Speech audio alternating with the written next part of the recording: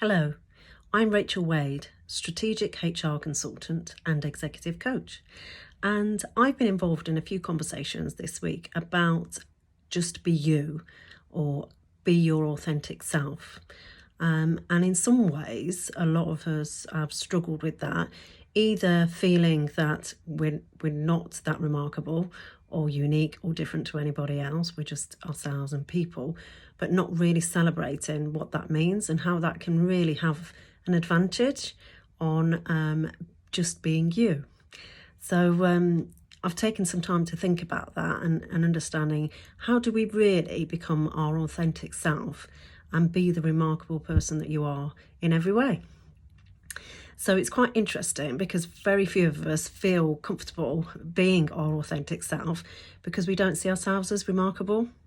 We don't realise that our uniqueness, our authenticity, is the one thing more than absolutely anything that makes us unique. So just think about that for a second. We could visit any city in the world and it won't take long before we realise what makes that place really stand out. Maybe it's the food. That's for me. Maybe it's the culture or some historic landmark or something else. But there's always something that captures our senses and leaves an impression. So for me, quite recently, I went to Paris and the Eiffel Tower.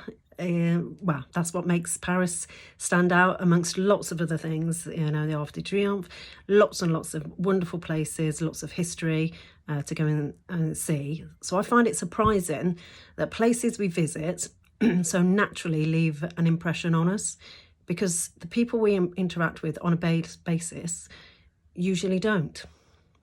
So think of all the people in your life, your colleagues, your acquaintances, your family members, relatives, and ask yourself, how many of them have truly left an impression on you? For most of us, the answer probably is very few. So that got me thinking, what is important about the world's cities that makes them stand out, about the way we interact, which makes them blend in? After studying this question for a while, I realised the different cities make no effort to be like anyone else.